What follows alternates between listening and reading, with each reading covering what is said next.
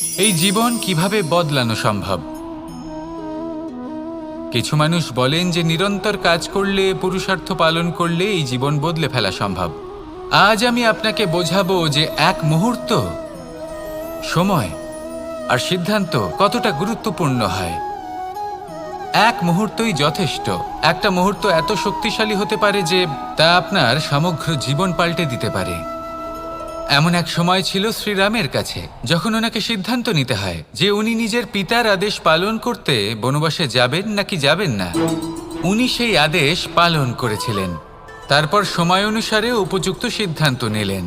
আর আজ সকলের মনে বসবাস করেন শ্রীরাম। আর অন্যদিকে আছে রাবণ। ওনার কাছে একটা সময় ছিল, একটা সুযোগ ছিল নিজের প্রারব্ধকে শুভ করে তোলার। উনি ভুল করলেন আর মৃত্যু লাভ করলেন। নির্বাচন সবসময় আপনার হাতে, শুধু আপনাকে সময়কে বুঝতে হবে, সেই মুহূর্তকে বুঝতে হবে আর উচিত সিদ্ধান্ত নিতে হবে, ব্যাস। বুঝতে শিখুন এই সময়ের দাবি কি, বুঝতে শিখুন এই সময়ের ইচ্ছে কি, আর উচিত সিদ্ধান্ত নিন। আর আমার সাথে ভালোবেসে বলুন, রাধা রাধা।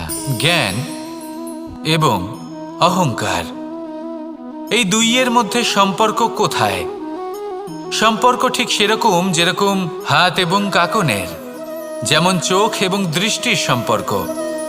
এবার আপনি বলবেন, এ আমি কি বলছি? জ্ঞান এবং অহংকারের এমন সম্পর্ক কি করে হতে পারে? দেখুন, যে ব্যক্তি জ্ঞানী, যার কাছে জ্ঞান রয়েছে এবং তিনি জানেন যে তার কাছে জ্ঞান রয়েছে, তার মধ্যে নিজে থেকেই অহংবোধ জাগ্রত হয়। খুব কম সংখ্যক এমন জ্ঞানী ব্যক্তি আছেন যারা নিজেদের অহংকারের বিষয়ে আঁচ করতে পারেন। প্রকৃত জ্ঞানী হলেন তিনি, যিনি নিজের জ্ঞানের সদ্ব্যবহার করে অহংকারকে দূর করেন।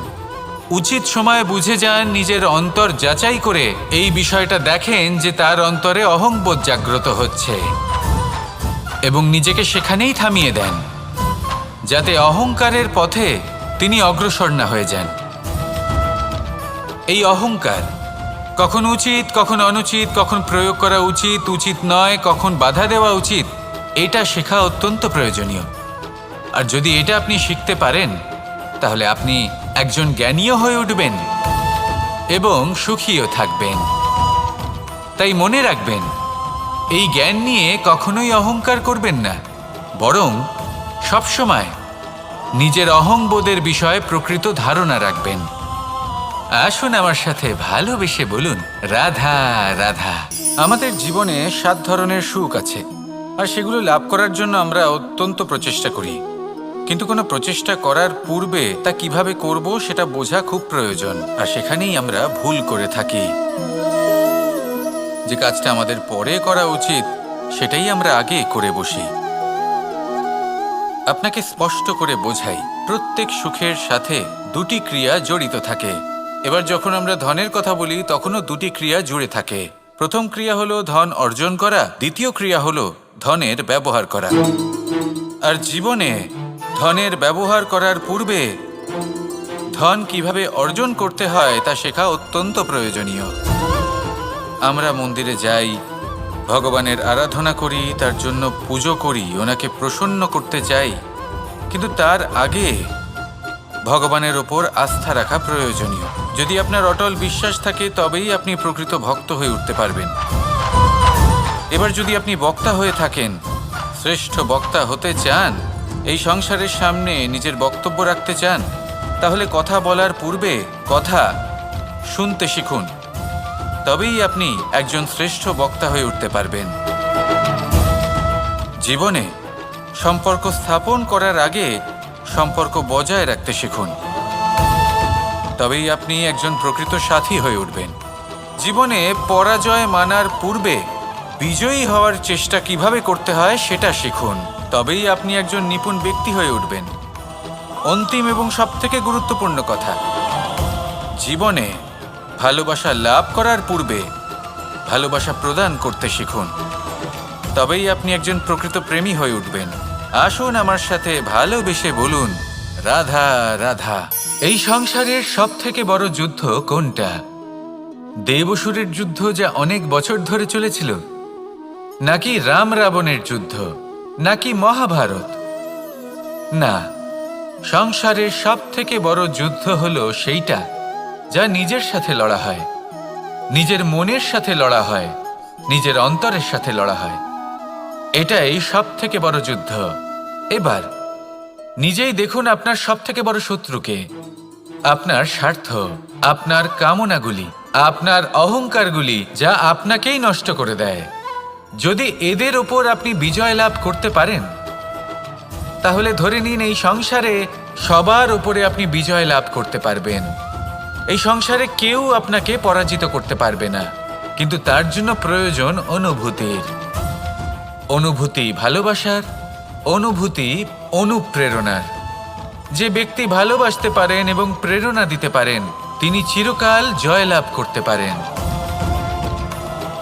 নিজের কাছে ভালোবাসার এক অস্ত্র রাখুন আর প্রেরণার এক ঢাল। জীবনে কেউ আপনাকে পরাজিত করতে পারবে না। আসুন আর আমার সাথে ভালোবেসে বলুন, রাধা রাধা। সৌন্দর্য। মানুষ নিজের সৌন্দর্যের বিষয়ে কতটা ভাবে, চায় যে সে সব থেকে বেশি রূপবান হবে, সব থেকে বেশি সুন্দর হবে। কিন্তু সৌন্দর্যের পরিভাষা কি তা কি সে জানে? কোনো মাকে জিজ্ঞেস করুন, ওনার জন্য সৌন্দর্যের পরিভাষা ওনার সন্তান। কোনো ভক্তকে জিজ্ঞেস করুন, ওনার জন্য সৌন্দর্যের পরিভাষা ওনার ভগবান। শ্রীরামকে জিজ্ঞেস করুন, ওনার জন্য সৌন্দর্যের পরিভাষা হলো হনুমান। ভাঙা হানু, ফুলে যাওয়া মুখ, দেখতে গেলে উনি বানর, লম্বা লেজ, এত নিরীহ যে ওনাকে অমূল্য মালা দিলে সেটা ছিঁড়ে তার ভেতরে শ্রীরামকে খুঁজছিলেন। কিন্তু ওনার ভাবনা কত সুন্দর। উনি এটা বিশ্বাস করেন যে সংসারের যতই মূল্যবান জিনিস দিয়ে এই মালা তৈরি করা হোক না কেন, যদি এর মধ্যে শ্রীরাম না থাকেন তাহলে এর মধ্যে কোনো অর্থ নেই। সৌন্দর্য রূপে নয়, ভাবনায় নিহিত থাকে। যদি আপনি সৌন্দর্য প্রাপ্ত করতে চান তাহলে তা কর্মে নিয়ে আসুন, ভাবনায় এবং বিচারে নিয়ে আসুন। এই সৌন্দর্য আপনার সাথেই থাকবে। যদি আপনি সৌন্দর্যকে রূপের মধ্যে খোঁজেন তাহলে কিছুক্ষণের জন্য পাবেন, সেই সৌন্দর্য সময়ের সাথে হারিয়ে যাবে। সৌন্দর্য যদি পেতে চান, খুঁজতেই চান, তাহলে হৃদয় খুঁজুন, কর্মে খুঁজুন। মন প্রসন্ন হয়ে বলবে, রাধা রাধা। এই সংসারে মানুষ জন্মগ্রহণ করেন, বড় হতে থাকেন, পুরুষার্থ লাভ করেন, অর্জন করেন। অর্জন করা আসলে কি? বেশিরভাগ মানুষ বলেন অর্জন করা অর্থাৎ ধন সম্পত্তি অর্জন করা। আর কি অর্জন করা যায়? আর কি লাভ করা যায়? আসল প্রশ্ন হলো এটাই যে কি এমন আছে যা বাস্তব রূপে অর্জন করার যোগ্য। তা হলো ব্যবহার, জ্ঞান এবং সন্তোষ। কেন? কারণ আপনি যখন এই সংসার ছেড়ে চলে যাবেন তখন আপনার ধন সম্পত্তি আপনাকে বিদায় জানাতে আসবে না। আপনাকে বিদায় জানাতে আসবে আপনার আপনজন, যাদের সাথে আপনার সুসম্পর্ক ছিল। সমগ্র সংসারে সহস্র মানুষ ধন অর্জন করে থাকেন। শ্রেষ্ঠ মানুষ হলেন তিনি যিনি ব্যবহার, জ্ঞান এবং সন্তোষ অর্জন করে থাকেন, একে সকলের মধ্যে বিতরণ করেন। তাই এটাই করুন আর আমার সাথে ভালোবেসে বলুন, রাধা রাধা। সেই কখন থেকে এই পুস্তকটিকে দেখছি, কিন্তু এর থেকে আমি কোনো জ্ঞান লাভ করতেই পারছি না। এবার আপনি বলবেন যে আজ কেমন বিচিত্র কথা বলছি আমি। যদি এই পুস্তক থেকে আমাকে জ্ঞান লাভ করতে হয় তাহলে শুধুই তাকিয়ে থাকলে হবে না। আমাকে এই পুস্তককে খুলতে হবে, পড়তে হবে, তাকে বুঝতে হবে, তবেই তো জ্ঞান প্রাপ্তি হবে। বড়ই সহজ একটা ব্যাপার, কিন্তু একে যাপন করা অত্যন্ত কঠিন, তাই না? আপনি নিজেকেই দেখে নিন। আপনার কাছে অনেক জ্ঞান রয়েছে। সহজ থেকে সহজতর জ্ঞানের কথা যদি বলি, আপনি এটুকু তো জানেন যে সত্যি কথা বলা ভালো কাজ, দান করা হলো পুণ্যের কাজ। আপনি জানেন যে পরিশ্রম করলে সাফল্য আসবে। এই জ্ঞান তো আমাদের কাছে রয়েছে, এমন অনেক জ্ঞান আমাদের কাছে রয়েছে, কিন্তু আলস্যের কারণে, অবহেলা করে আমরা শুধু এই জ্ঞান প্রয়োগ করতে পারি না, এই জ্ঞান যাপন করতে পারি না, একে আচরণে প্রয়োগ করতে পারি না, সেই জন্য দুঃখী হয়ে যাই। তাই আপনার কাছে যা যা জ্ঞান আছে, যা যা জ্ঞান আপনি লাভ করেছেন, সেই জ্ঞান যাপন করা শুরু করুন, জীবনে প্রয়োগ করতে শুরু করুন। এই মন প্রত্যেকটি মুহূর্তে প্রসন্ন থাকবে, আর লক্ষ্যপ্রাপ্ত করে এই মন বলবে, রাধা রাধা। একটা জলের ফোঁটাকে ফোঁটা নামে সম্বোধন করা হয়। অনেক ফোঁটা একত্রিত হলে সাগরের রূপ ধারণ করে। শুধু একটা পাতাকে পাতা বলা হয়, অন্য অনেক পাতার সাথে একত্রিত হলে তা গ্রন্থের রূপ ধারণ করে। একটা মাত্র সুতো অন্য সুতোর সাথে মিলিত হলে বস্ত্রের রূপ ধারণ করে। অনেক সংখ্যক ইট একত্রিত হলে মহলের রূপ ধারণ করে। সৈন্যরা একত্রিত হলে সৈন্যদল তৈরি হতে পারে। এটা হলো শক্তি সংগঠনের, এটাই হলো শক্তি একতার। তা সে বনস্পতি হোক বা কোনো ব্যক্তিই হোক, কোনো মনোভাবই হোক, যদি একা থাকে তাহলে দুর্বল হয়ে পড়বে।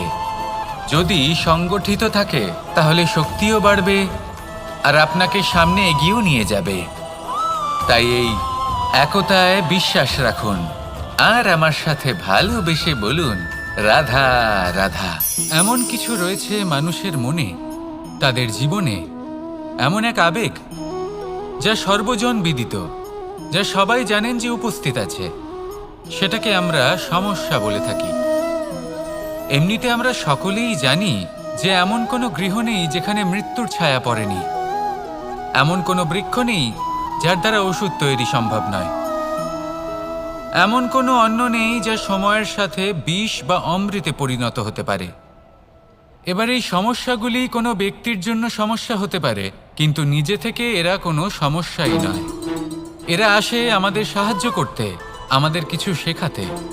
আপনি নিজেই দেখুন, পর্বতের শিখর থেকে কোনো এক পাখি পড়ে গিয়ে নিজের প্রাণ ত্যাগ করলো। সেটা কখন সম্ভব? যখন সেই পাখি ওড়ার চেষ্টাই করে না। তখন যখন কোনো ব্যক্তি জলে পড়ে যান এবং ডুবে গিয়ে নিজের প্রাণ হারান, এর সম্ভাবনা কখন বেশি থাকে? যখন সেই ব্যক্তি সাঁতার কাটার চেষ্টাই করেন না। তখন এই সমস্যা প্রত্যেকের জীবনে থাকবেই, কিন্তু এটা মনে রাখা প্রয়োজনীয় যে কোনো সমস্যা পরিস্থিতির কারণে সমস্যা হয়ে ওঠে না।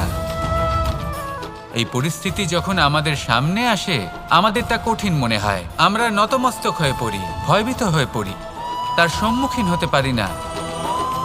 তখন তা সমস্যার রূপ নেয়। দৃঢ় হয়ে দাঁড়িয়ে থাকুন সাহসের সাথে, এই পরিস্থিতিগুলির সম্মুখীন হন, দেখবেন সমস্যা কখন সাফল্যে পরিণত হবে আপনি জানতেই পারবেন না। আসুন আমার সাথে ভালোবেসে বলুন, রাধা রাধা। এই সংসারে কখনো কোনো ব্যক্তিকে তার বাইরের পোশাক দেখে বিচার করার চেষ্টা করবেন না, এটা খুব বড় ভুল করবেন। যেমন আমরা জীবনে অনেক সময় এমন করি, ধরুন কোথাও একটা গাছ দেখলাম, খুব বিশাল আকারের একটা গাছ, যেটা মাটির থেকে অনেক উঁচুতে পৌঁছে গেছে, যার বিশাল শাখা আছে। সেগুলো দেখে আমরা ভাবি যে এই গাছে হয়তো কত সুস্বাদু ফল আছে, আমরা সেই গাছের পরিচর্যা করতে থাকি। আবার অন্যদিকে হলো একটি তৃণ, যেটা মাটি থেকে কিছুটা উঁচুতে পৌঁছেছে, কিন্তু সেই তৃণর নিচে, মাটির নিচে অত্যন্ত সুস্বাদু ফল বা সবজি জন্ম নেয়, যা আমাদের স্বাস্থ্যের পক্ষে অত্যন্ত উপকারী। সেই জন্য কখনো আবরণ দেখে কাউকে বিচার করতে চেষ্টা করবেন না। তার বদলে এটা বোঝার চেষ্টা করুন যে আপনার সামনে যে ব্যক্তি আছে বা বস্তু আছে, তার বিশেষত্ব কি। যদি এই বিশেষত্ব বোঝার ক্ষমতা আপনি অর্জন করেন, যদি এই শিল্প আপনি নিজের ভেতরে জাগ্রত করেন, তাহলে এই সংসারে বিশেষত্ব কি সেটা আপনি জানতে পারবেন। আর এই সমস্ত খেলা দৃষ্টি থেকে নয়, দৃষ্টিভঙ্গি থেকে জন্ম নেয়। দৃষ্টিভঙ্গি সবসময় শুভ রাখুন আর আমার সাথে ভালোবেসে বলুন, রাধা রাধা। যখন মানুষের মৃত্যু হয় তখন কি হয়? অনেক সংখ্যক মানুষ শোক পালন করতে চলে আসেন।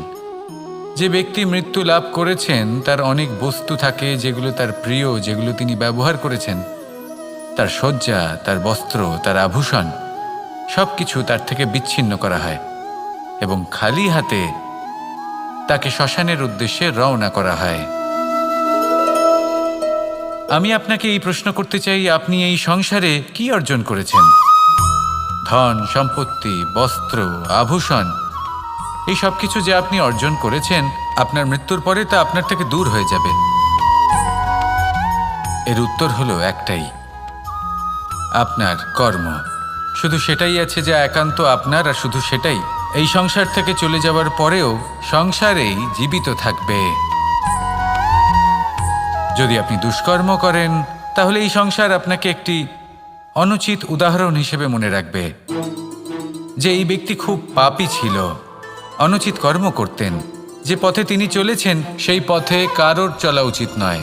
সেখানেই যদি আপনি সৎকর্ম করেন, তাহলে সংসার চিরকাল এটাই বলবে যে খুব ভালো মানুষ ছিলেন, সবাইকে ভালোবাসতেন, সবাইকে সাহায্য করতেন, আমার খুব প্রিয় মানুষ ছিলেন। এটাই হলো শ্রেষ্ঠ কর্ম।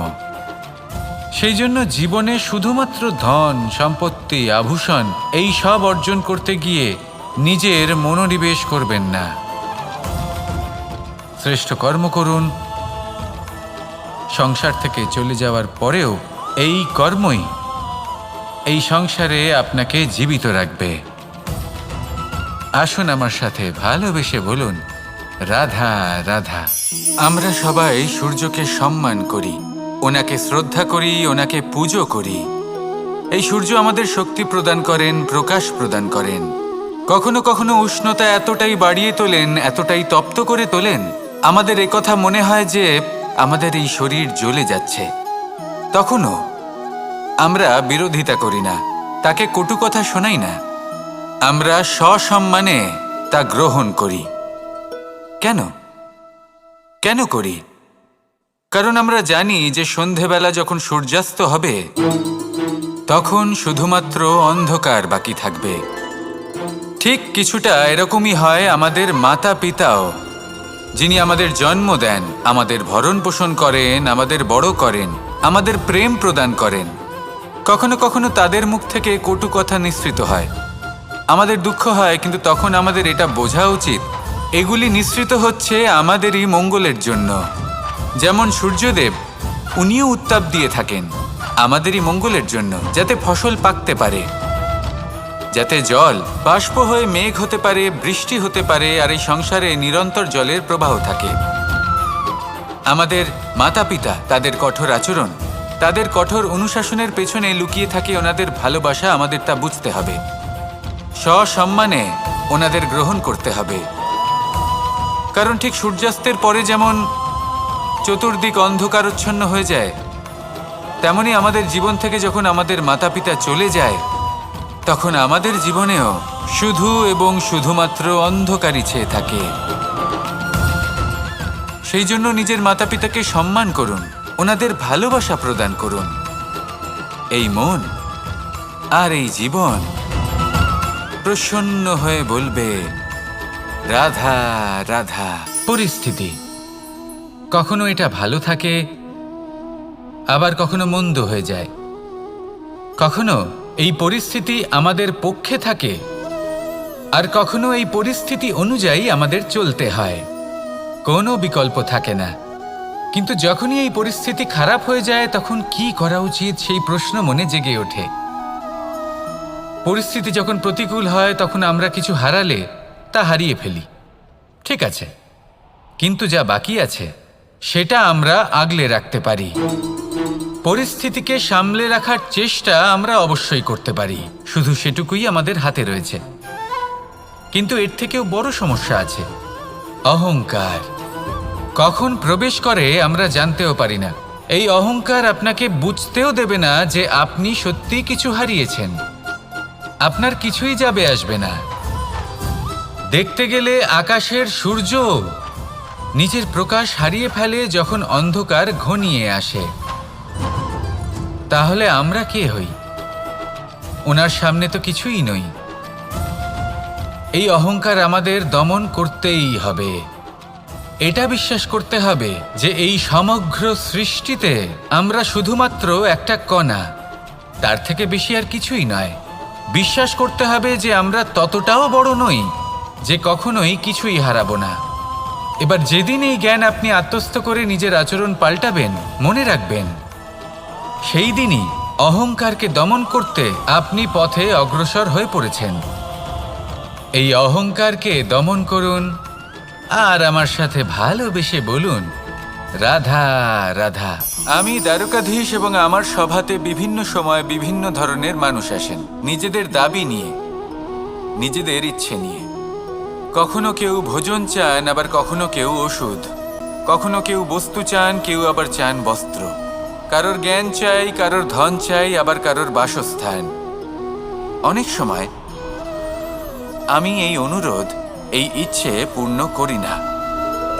এবার আপনি এটা ভাবতেই পারেন যে কৃষ্ণ তো তাহলে লোভী, ওর কাছে তো সবকিছুই রয়েছে, তারপরেও সে নিজের প্রজার ইচ্ছে পূর্ণ করে না, তাদের সমস্যাগুলি বুঝতে পারে না, তাদের সুখ স্বাচ্ছন্দ্য প্রদান করে না। আসল সত্য হলো এটাই যে কোনো সবল ব্যক্তি, যে কোনো গৃহস্থ ব্যক্তি যে কাজ করতে সক্ষম, তার পরিশ্রম দ্বারাই নিজের প্রয়োজনগুলি এবং ইচ্ছেগুলি পূরণ করা উচিত। এটা অত্যন্ত প্রয়োজনীয়। আর এগুলো তিনি করতে পারেন শিল্প, ব্যবসা, আচরণ অথবা জ্ঞানের ভিত্তিতে। এই পথে চলতে হবে, পরিশ্রম করতে হবে, তবেই সে কিছু অর্জন করতে পারবে। এবার এমন কোনো ব্যক্তি যার এই সব কিছুতে কোনো রুচি নেই, যে কিছুই করতে চায় না, সে কিছুই অর্জন করতে পারবে না। এবার এরকম কোনো ব্যক্তিকে যদি আমি কোনো বস্তু প্রদান করি, তাহলে কি হবে? সে পরাধীন হয়ে যাবে, আর সেটা উচিত হবে না। তাহলে কি করা উচিত? তাকে পথ দেখানো, তাকে বোঝাতে হবে যে কোন পথে চলে তুমি নিজের লক্ষ্য প্রাপ্ত করতে পারবে। শিল্প, জ্ঞান, আচরণ এবং ব্যবসা, এই পথে কিভাবে চলে সেটা শেখাতে হবে। আর আমি সেটাই করি। তার ফলে কি হয়? ব্যক্তি স্বাধীন হয়ে যায়। সংসারে সে যা চাইবে তাই প্রাপ্ত করতে পারবে, কখনো কারোর থেকে কিছু চাইবার প্রয়োজন পড়বেই না। এই কথাটা সবসময় মনে রাখবেন। যখনই দান করবেন তা ভাবনা চিন্তা করে এমনভাবে দান করবেন যাতে সামনের ব্যক্তি স্বাধীন হতে পারেন, পরাধীন নয়। আসুন আমার সাথে ভালোবেসে বলুন, রাধা রাধা।